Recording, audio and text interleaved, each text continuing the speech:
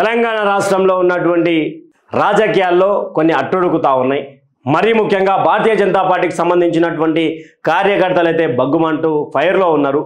ఎందుకు question mark వేస్తే ఇక్కడ మన వెనుక ఒక పోస్టర్ కనిపిస్తూ ఉన్నది.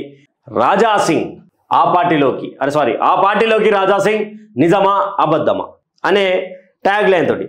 అయితే మనమైతే ఈ క్వశ్చన్ మార్క్ అయితే నేనే పెట్టిన. ఆ పార్టీలోకి రాజా సింగ్ అది నిజమా అబద్ధమా అని పలు సోషల్ మీడియా ఛానళ్ళు, పలు ఉపగ్రహ ఛానళ్ళు ఇస్తున్నటువంటి కథనాలు ఇవి. అయితే కొంతమంది ఏం మాట్లాడతారు అంటే రాజా సింగ్ హిందుత్వం మీద, హిందువుల మీద, అంటే భారతీయ జనతా పార్టీ ఒక స్థానం కల్పించలేనటువంటి సమయంలో ఈయన ఈ పార్టీలకు పోతాడు, ఆ పార్టీలకు పోతాడు, ఈ పార్టీలకు పోతాడు అని కొన్ని కథనాలు వస్తూ ఉన్నాయి. మరీ ముఖ్యంగా నవ్వొచ్చేది ఏంటంటే వైసీపీలకు పోతాడని ఒక తమ్నేల్ వచ్చింది.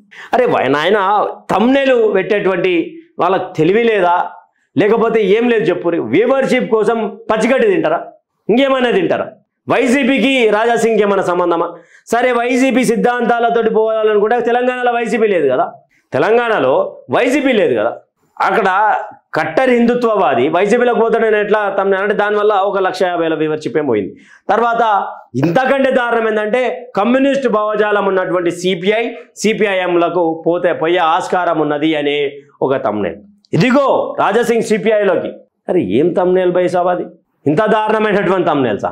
ఇంకా కొంతమంది టీడీపీ అంటే యాక్సెప్ట్ చేస్తారు. ఎందుకంటే టీడీపీలో గతంలో ఆయన కార్పొరేటర్గా చేశారు. కార్పొరేటర్ తర్వాత భారతీయ జనతా పార్టీలోకి వచ్చాడు. భారతీయ జనతా పార్టీ 11 సంవత్సరాల పాటు ఆయన సేవలు అందించాడు. తెలంగాణ రాష్ట్రంలోనే 3 సార్లు ఒక్కడిగా గెలిచినటువంటి, పాత బస్సులో గెలిచినటువంటి మొగోడు, మునగాడు రాజా సింగ్. అలాంటి గర్జన, అలాంటి గర్వం.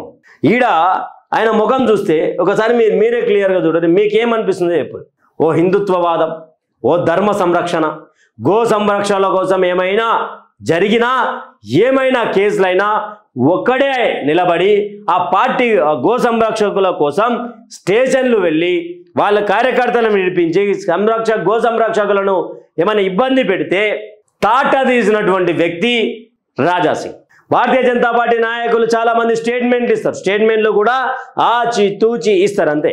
ఇంకోటి ఇయ్యరు, ఆచి తూచి ఇస్తారు. మరి పాత బస్తీలకి ఏమైనా రాజకీయం అన్నది తెలియదు. పాత బస్తీల భారతీయ జనతా పార్టీ జెండా ఎగరాలంటే కొన్ని ఇండ్లు భయపడతాయి, హిందువులంతా చెమటలు పట్టించుకుంటారు. ఎందుకంటే అంత దారుణమైనటువంటి పరిస్థితి ఉంది కొన్ని చోట్ల. ఆనాడు ఆలే నరేంద్ర, తర్వాత బద్దం బాలరెడ్డి, తర్వాత రాజా సింగ్. ఆలే నరేందర్ గారి కుటుంబ సభ్యులు ఉన్నారు కానీ అంత ప్రత్యక్ష రాజకీయాల్లో క్రియాశీలక పాత్ర పోషించట్లేదు. బద్దం బాలరెడ్డి గారి కుటుంబాలు ఉన్నాయి కానీ కుటుంబం ఉంది, కానీ ఆయన క్రియాశీలక పాత్ర లేదు. కాకపోతే రాజా సింగ్ గోషమహల్ నుండి ఒక గోషమహల్ గడ్డను భారతీయ జనతా పార్టీ అడ్డగా మార్చినటువంటి వ్యక్తి. అలాంటి వ్యక్తి ఈరోజు పార్టీకి రాజీనామా చేసిండు.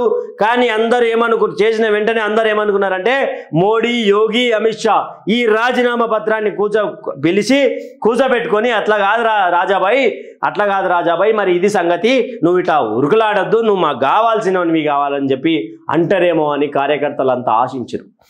గోషమహల్ కార్యకర్తలే కాదు సోదరులారా, యావత్ తెలంగాణ రాష్ట్రంతో పాటు భారతదేశంలో ఉన్నటువంటి కార్యకర్తలంతా భారతీయ జనతా పార్టీ కార్యకర్తలు ఈరోజు భారతీయ జనతా పార్టీని దుమ్మెత్తిపోస్తా ఉన్నారు. అసొంటి నాయకుని ఎలా వదులుకుంటారు?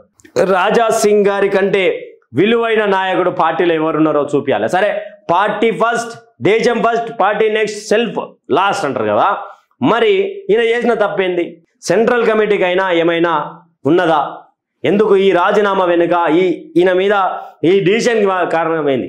కార్యకర్తలంతా రాజాబాయి ఎటు పోతే అటు వైపే మా అడుగులు అని చెప్పే ప్రయత్నం చేస్తూ ఉన్నారు. యాజ్ ఇట్ ఈజ్గా అదే జరగబోతా ఉన్నది. తెలంగాణ రాష్ట్రంలో మరికొద్ది రోజుల్లోనే పెను దుమారం జరగబోతా ఉన్నది. గ్రీన్ సిగ్నల్ వచ్చింది నిన్న ఆయన మీద. అది జరగగానే అయితే ఇక్కడ మరి పార్టీలో సింబల్ పెట్టినామంటే కొన్ని ఊహాజనిత వార్తలు అయితే ఈయన మీద వస్తూ ఉన్నాయి. ఏమొస్తా ఉన్నాయంటే రాజా సింగ్ ఈ పార్టీలోకి పోతాడేమో అని. అయితే అన్ని ఛానళ్ళు బాగానే చెప్తా ఉన్నాయి. సరే, ఈ పార్టీ ఉన్నది శివసేనలోకి రాజా సింగ్ అంటారు. శివసేన 2గా విడిపోయింది. ఆ 2గా విడిపోయింది ఏమేమంటే కనీసం ఆ క్లారిటీ ఇచ్చే ప్రయత్నం చేస్తలేరు. ఉద్ధవ్ ఠాక్రే, షిండే ఈ 2 పార్టీలు శివసేన ఉద్ధవ్ శివసేన, షిండే శివసేనగా విడబడింది. అయితే రాజా సింగ్ కనుక శివసేనలకు పోతే ఉద్ధవ్ దాంట్లోకి పోతాడా, షిండే దాంట్లోకి పోతాడా క్వశ్చన్ మార్క్ వేస్తున్నారు. అసలు ఇలా టాపిక్ అసలు ఉద్ధవ్ దాంట్లోకి పోతాడా, షిండే దాంట్లోకి పోతాడా, అవన్నీ శివసేనలకు పోతాడు. శివసేన అంటే మళ్ళీ ఒకసారి ఎవరు రాజా సింగ్ గారు రాజా సింగ్ శివసేనగా మార్చుకోవాల్సినటువంటి పరిస్థితి వస్తుంది. ఉద్ధవ్ ఠాక్రే దాంట్లోకి పోతాడా అనే క్వశ్చన్ మార్క్ ఒకవేళ మనం వేసుకుంటే మనం వేసుకున్నటువంటి క్వశ్చన్ మార్క్లా పోడు. అందరికి తెలిసినటువంటి నగ్న సత్యం ఏంటంటే ఆయన శివసేనలోకి పోడు. శివసేన ఉద్ధవ్ ఠాక్రే దాంట్లోకి అసలే పోడు. ఎందుకు పోడు అంటే ఇక్కడ Uddhav Thackeray INC Indian national Congress alliance అయినటువంటి ఇండియా అలయన్స్లో ఒక భాగమైండు. అందుకు అదే పోవాలి అనుకుంటే ఇక్కడ ఈ తెలంగాణ రాష్ట్రంలోనే కాంగ్రెస్ ఉన్నది కదా, కాంగ్రెస్లకే పోవచ్చు కదా. ఒకవేళ పోవాలి ఉద్ధవ్ దాంట్లోకి అంటే ఉద్ధవ్ దాంట్లోకి పోయినా ఒకటే, కాంగ్రెస్లోకి పోయినా ఒకటే, కరెక్టా కదా. తర్వాత సరే షిండే దాంట్లోకి ఏమైనా పోయే ప్రయత్నం చేస్తాడు అంటే షిండే దాంట్లోకి కూడా పోకపోవచ్చు. బాల్ ఠాక్రే గారి కుమారుడైనటువంటి ఉద్ధవ్ ఠాక్రే ఆయన కట్టర్, బాల్ ఠాక్రే కట్టర్. ఆయన మాలాంటి యువతకు ఆయన ఒక మార్గదర్శి, ఆయన ఒక సింహ స్వప్నం మాలాంటి వాళ్ళకు. మహారాష్ట్రలో జరుగుతున్నటువంటి ఎన్నో మతోన్మాదుల చర్యల నుండి హిందువులను కాపాడినటువంటి ఆ హైందవ బిడ్డ బాల్ ఠాక్రే. ఆయన కడుపున పుట్టినోడే ఉద్ధవ్ ఠాక్రే. ఏమన్నా అంటే సాధువులను ఆయన హయాంలో కొట్టినా మాట్లాడాడు ఇదంతా. తర్వాత షిండే ఉద్ధవ్ ఠాక్రే ఈ పాత్ర పోషిస్తున్నటువంటి ఉద్ధవ్ ఠాక్రే నుండి పార్టీని కాపాడాలి బాల్ ఠాక్రే గారి ఆయన నిర్ణయాలు, తర్వాత ఆయన చూపించినటువంటి బాటలను నడవాలంటే శివసేన కొత్తగా ఏర్పడాలని షిండే ఏర్పాటు చేసిండు, ప్రభుత్వం ఏర్పడ్డది. మరి రాజా సింగ్ షిండే శివసేనకు పోతాడా అనే క్వశ్చన్ మార్క్ వస్తే పోడు. ఎందుకు పోడు అంటే అక్కడ కూడా భారతీయ జనతా పార్టీ క్రియాశీలక పాత్ర పోషిస్తుంది శివసేనలో. ఆల్రెడీ ఉద్ధవ్ ఠాక్రేకు తెలంగాణలో ఉన్నటువంటి దాంట్లో టీం లేదు, ఉద్ధవ్ ఠాక్రే శివసేన లేదు. ఇక్కడ షిండే సంబంధించినటువంటి దానికి మా మిత్రుడే రాష్ట్ర అధ్యక్షుడిగా ఉన్నారు. శివసేన షిండే శివాజీ శివసేన షిండేకి సంబంధించినటువంటి తెలంగాణ రాష్ట్ర అధ్యక్షునిగా ఉన్నాడు మా మిత్రుడే. దాంట్లోకి ఏమైనా పోతాడా అంటే బీజేపీ అలయన్స్లో ఉన్నది కాబట్టి ఆయన పోయే అవకాశం లేదు. తర్వాత ఇంకో ఆప్షన్ ఏమున్నది, మహారాష్ట్ర నవనిర్మాణ్ సేన రాజ్ ఠాక్రేకి సంబంధించినటువంటి పార్టీ ఉన్నది. రాజ్ ఠాక్రేకి సంబంధించినటువంటి పార్టీలకు పోతాడా అంటే పోయే ఆస్కారం ఉన్నది. ఎందుకంటే ఇక్కడ ఎవరు అలయన్స్ తోటి ఆయన లేడు. కానీ ఆయన మహారాష్ట్ర ఎంత ప్రభావితం చూపిస్తాడంటే ప్రభావితం చాలా తక్కువగా చూపించే పార్టీ అది. మరి దాంట్లోకి పోయి రాజకీయంగా రాజా సింగ్ ఉన్నటువంటి ఫ్యాన్ ఫాలోయింగ్ కావచ్చు, రాజా సింగ్ ఉన్నటువంటి డయాడ్ అభిమానులు కావచ్చు, వీళ్ళందరూ కూడా ఏమైనా ఇక్కడ రాజా సింగ్ పోయే ఆస్కారం ఉంటుందా, తెలంగాణలో పార్టీని లేపే ఆస్కారం ఉంటుందా అని. అయితే మీకు అందరికీ అర్థం కావాల్సింది ఏంటంటే ఈ క్వశ్చన్ మార్క్ ఏంది అంటే మీరు ఏ పార్టీలకు పోతారా అనే క్వశ్చన్ మార్క్ ఒకటి. తర్వాత హిందుత్వానికి సంబంధించినటువంటి పార్టీ రాజా సింగ్ మొదలు పెట్టబోతా ఉన్నాడు అనేది కొన్ని ఊహాజనిత వార్తలు వస్తూ ఉన్నాయి. ముమ్మాటికి కూడా రాజా సింగ్ హిందుత్వ పార్టీ పెట్టే అవకాశాలున్నా పెట్టకపోవచ్చు. ఎందుకు అంటే ఒక పార్టీ అనేది ఒక ఏరియాకి సంబంధించింది కాదు. తెలంగాణలో రాష్ట్ర ప్రాంతీయ పార్టీ కావాలి. కానీ రాజా సింగ్ గారు దాన్ని మెయింటైన్ చేస్తారా అంటే కొన్ని కోట్ల రూపాయల అవసరం వెచ్చించి పార్టీ కార్యకర్తలను రెడీ చేయాలి. పార్టీ కార్యకర్తలు ఆల్మోస్ట్గా హిందుత్వ భావజాలం ఉన్నటువంటి కార్యకర్తలు చాలా మంది ఉన్నారు. కానీ ఈయన నడిపిస్తాడా ఆ పార్టీని అంటే పెద్ద క్వశ్చన్ మార్క్ ఆలోచించవచ్చు. అన్ని కోట్ల రూపాయల డబ్బు రాజా సింగ్ గారి దగ్గర ఉందా అనేది క్వశ్చన్ మార్క్. తర్వాత జనసేనలోకి పోయే అవకాశాలు ఉన్నాయా అంటే ఉండొచ్చు. ఎందుకు అంటే సనాతన సైనికునిగా సనాతన ధర్మ బోర్డు కావాలని కొట్లాడుతున్నటువంటి సనాతన సైనికుడు మన అందరి పెద్దన్న పవన్ కళ్యాణ్. ఆ కాషాయంకు ఉన్నటువంటి విలువ ఒకప్పుడు బాల్ ఠాక్రే గారిని చూసినాం, తర్వాత ఏపీలో ఈయనను చూస్తూ ఉన్నాం. ఆ పార్టీలోకి ఏమైనా పోయే ఆస్కారం ఉండదు అంటే ఎస్ ఉండొచ్చు. ఉంది అంటలేదు, ఉండొచ్చు.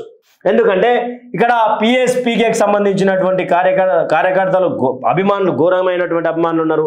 ఈ అభిమానులతోటి రాజా సింగ్ అభిమానులు కనుక కలిస్తే జనసేన పార్టీకి కలిసి వచ్చే అవకాశం.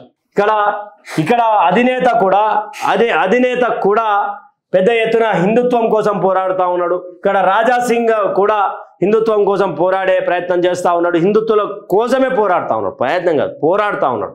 ఇక్కడ ఆస్కారం ఏమైనా ఉందంటే ఉంది, జనసేన ఉంది. తర్వాత టీడీపీ, తెలుగుదేశం పార్టీ. గతంలో 2014 కంటే ముందు ఈయన ప్రయాణం టీడీపీతోనే సాగింది. కానీ ఇప్పుడు టీడీపీలోకి పోతాడా అంటే పోడు. ఎందుకు పోడు అంటే తెలంగాణను వద్దన్నటువంటి పార్టీ టీడీపీ. తర్వాత టీడీపీ కార్యకర్తలు బలంగా ఉన్న ఈయన నాయకత్వాన్ని, అంటే ఒక సామాజిక వర్గ నాయకత్వం ఉంటుంది టీడీపీలో.